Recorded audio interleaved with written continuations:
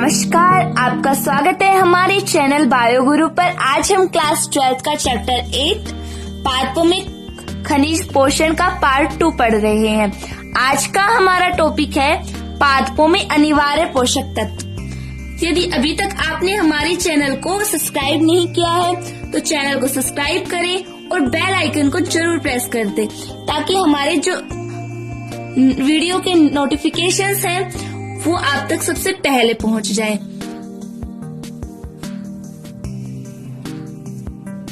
पादप खनिज तत्वों का अवशोषण मृदा से करते हैं। खनिज या फिर अनिवार्य पोषक तत्वों का अवशोषण किससे करते हैं? मृदा से। मृदा में लगभग 105 तत्व पाए जाते हैं। अभी खोज जारी है, इसके कारण ही ज्यादा भी हो गए हैं, लेकिन 105 तत्वों में से 60 तत्वी 60 एलिमेंट्स ही पौधों में उपस्थित होते हैं। पौधों में उपस्थिति देखी गई 60 एलिमेंट्स की। ओनली 60 एलिमेंट्स ही प्लांट्स में प्रेजेंट होते हैं, लेकिन ये सभी तत्व नहीं होते हैं। इनमें से जो मेन है 17 तत्व जो होते हैं वो पादप की सामान्य वृद्धि और जनन के लिए आवश्यक होते हैं। ये बात एक वैज्ञानिक हुए थे, कैलिफोर्निया के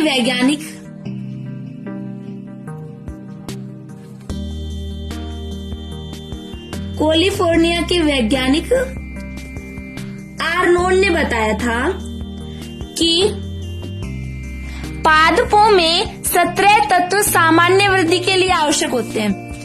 कितने? 17 तत्व, जिन्हें हम कहते हैं आवश्यक या अनिवार्य तत्व।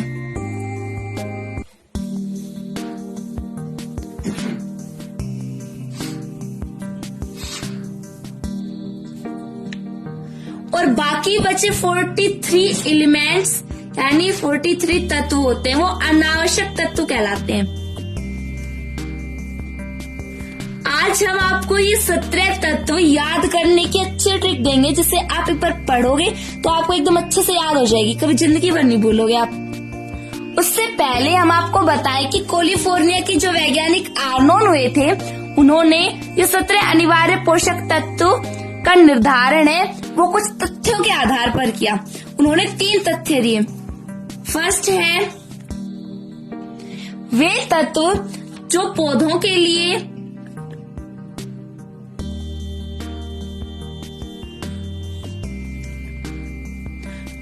की सामान्य वृद्धि जनन के लिए अनिवार्य होते हैं। किन किन के लिए अनिवार्य होते हैं? सामान्य वृद्धि, जीवन चक्र को पूरा करने के लिए, प्रजनन के लिए अनिवार्य होते हैं। या ये कह सकते हैं अगर इनकी पूर्ति नहीं हो इन 17 तत्वों की तो पादप जो है इसका जीवन चक्र पूर्ण नहीं होता। इन्होंने ये बताया, एक तथ्य ये है, 3 तथ्य दिए इन्होंने। वे तत्व जो पौधों की सामान्य वृद्धि, जीवन चक्र व प्रजनन के लिए अनिवार्य होते हैं।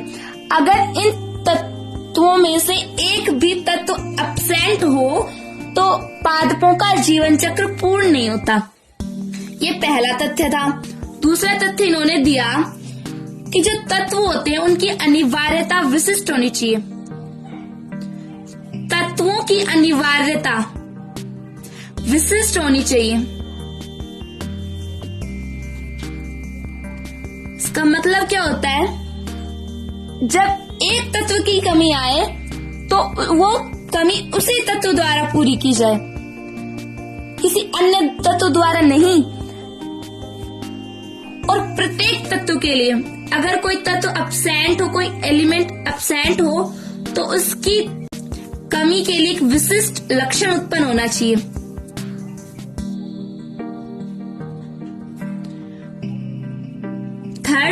बताया तत्व जो उपापचयी क्रियाओं को प्रत्यक्ष रूप से प्रभावित करे।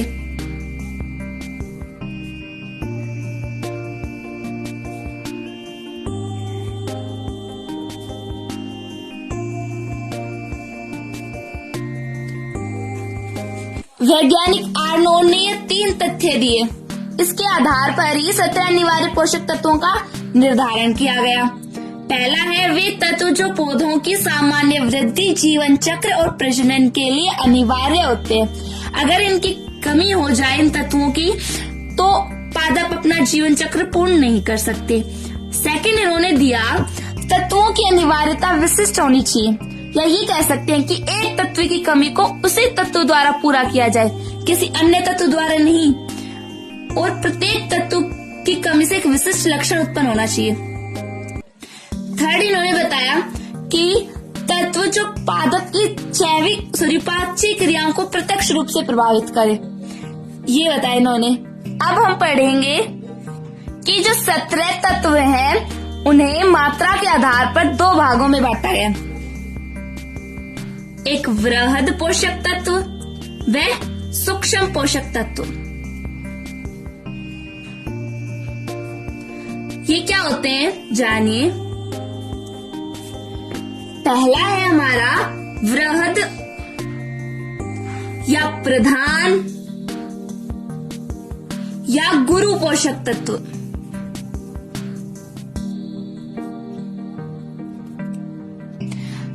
इन तत्वों की मात्रा पौधे में 1 ग्राम शुष्क भार में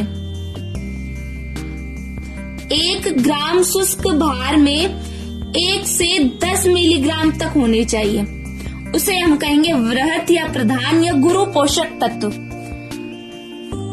ये वृहद या गुरु पोषक या प्रधान पोषक तत्व, इनमें 9 तत्व आते हैं। कौन कौन से 9 तत्व आते हैं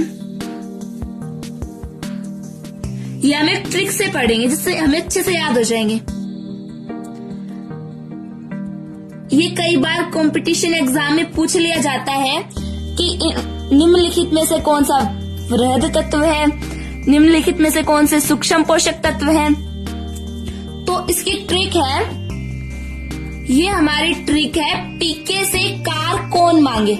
वृहद व पोषक तत्वों की या गुरु पोषक तत्व या प्रधान पोषक तत्वों को याद करने की ट्रिक है। इसमें 9 पोषक तत्व हैं।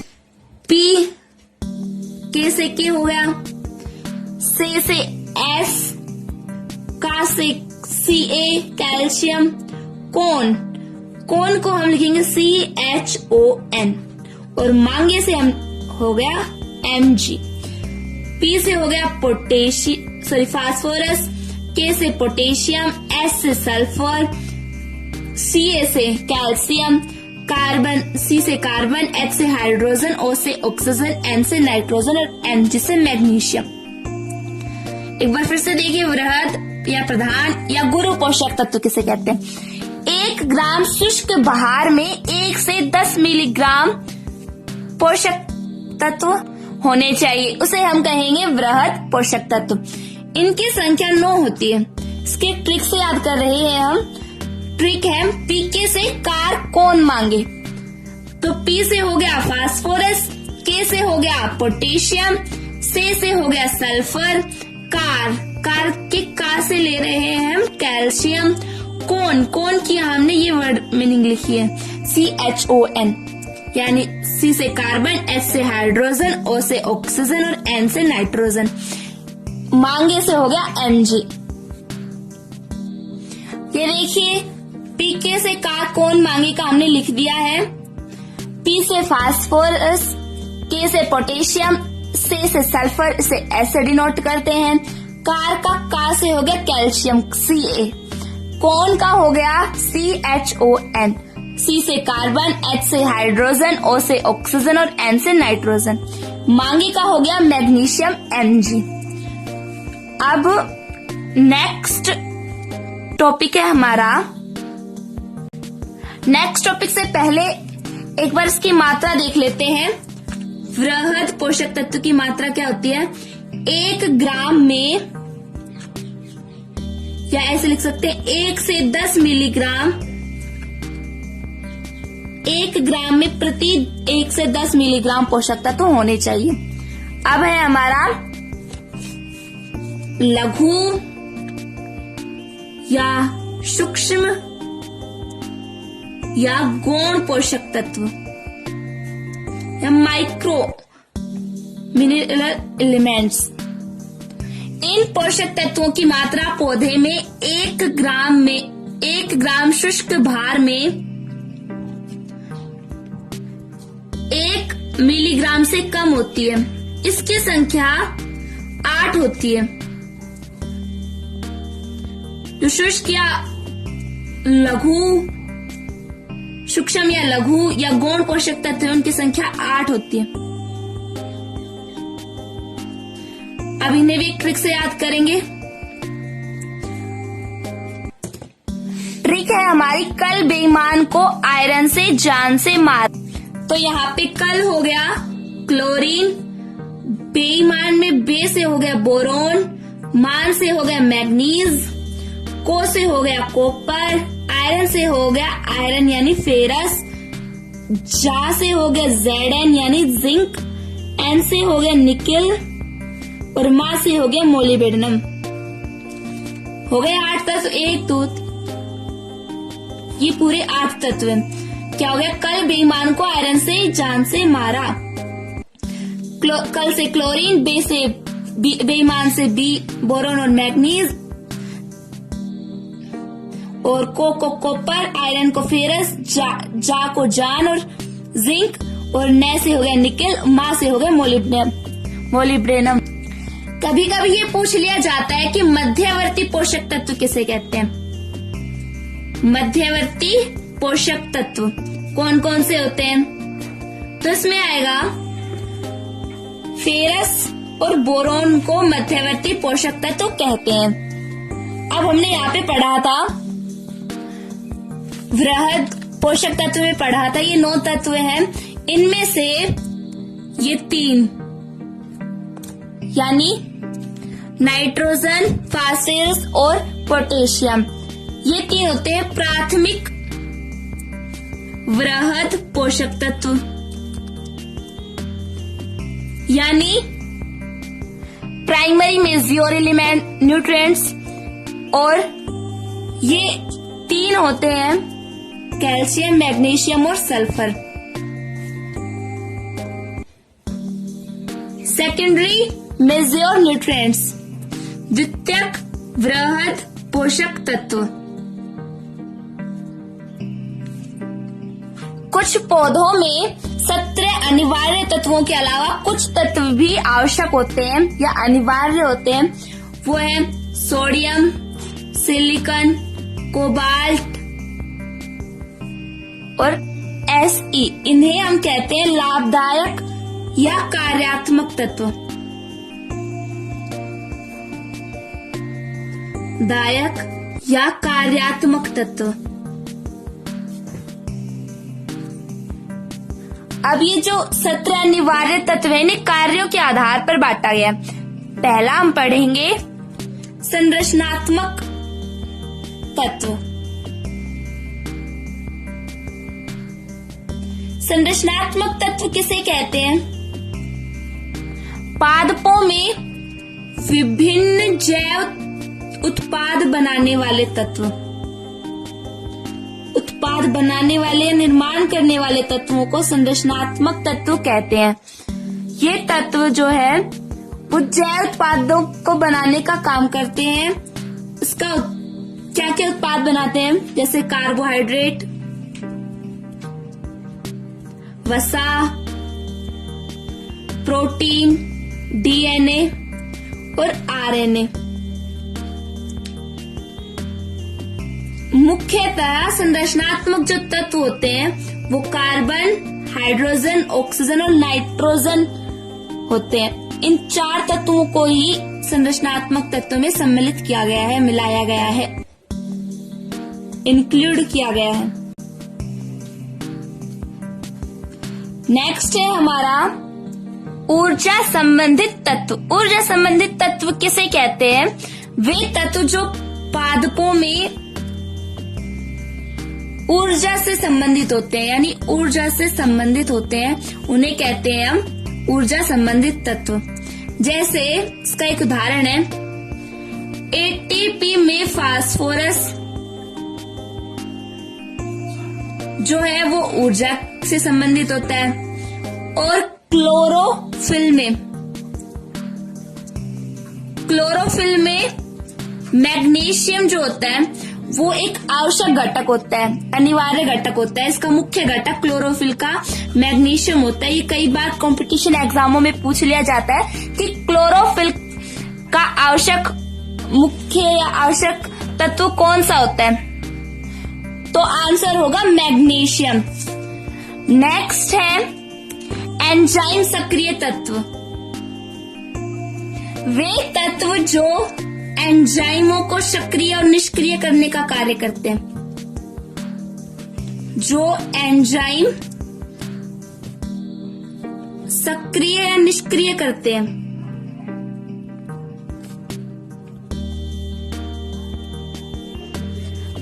उदाहरण में है फेरस, मैग्नीज, जिंक और कॉपर। ये विक्रिय क्रियाओं में उत्प्रेरक का कार्य करते हैं। नेक्स्ट है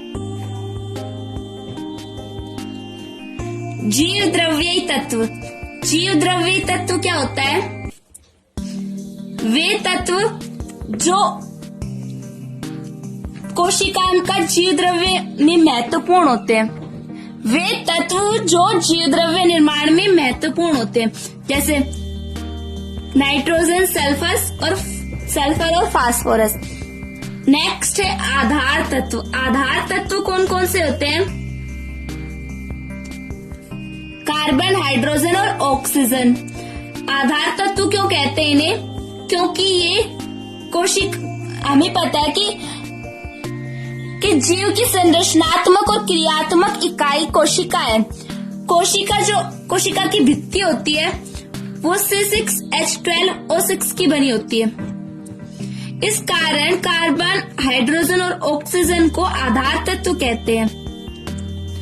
नेक्स्ट है संतुलनकारी तत्व।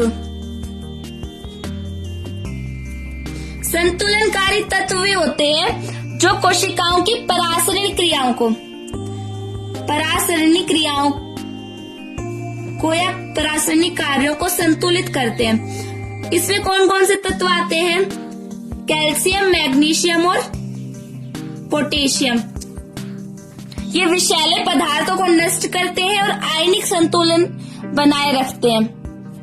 नेक्स्ट है कुछ तत्व होते हैं जो पौधों में विष के समान कार्य करते हैं। खनिज तत्वों का विषैला प्रभाव कौन कौन से होते हैं? विषाक्त तत्व, आर्सेनिक, AS, कॉपर और मरकरी। मरकरी को पारा भी कहते हैं। अब एक बात आती है कि जो 17 अनिवार्य तत्व होते हैं उनमें से जो 4 तत्व होते हैं वो मृदा की बजाय वायुमंडलीय या जल से प्राप्त होते हैं, एटमॉस्फेयर या वाटर से मिलते हैं। वैज्ञानिकों ने इन 4 तत्वों को अखनिज तत्व कहा है। वो 4 तत्व कौन कौन से हैं? कार्बन, हाइड्रोजन, ऑक्सीजन और नाइट्रोजन। कार्बन CO2 के रूप में उन्हें मिल जाता है। हाइड्रोजन जल के रूप में, कार्बन है ये वायुमंडल में कार्बन डाइऑक्साइड के रूप में होता है जो ग्रहण करते हैं पादप। हाइड्रोजन और ऑक्सीजन जल के द्वारा, नाइट्रोजन जो है वो एटमॉस्फेयर से ही प्राप्त हो जाता है। अब नोट की एक बात आती है कि उच्च श्रेणी के जो पादप होते हैं उनमें जो नाइट्रोजन है वो मृदा से प्राप्त होता है। इस कारण अखनिज तत्व होते हैं वो 3 ही होते हैं। कौन कौन से होंगे? अब कार्बन, हाइड्रोजन और ऑक्सीजन। कार्बन और ऑक्सीजन जो है वो CO2 और O2 से CO2 से और ये O2 से वायुमंडल से प्राप्त हो जाता है, और जो H है ये H2O यानी जल से प्राप्त हो जाता है। आशा करती हूँ कि आपको वीडियो समझ में आया होगा। धन्यवाद।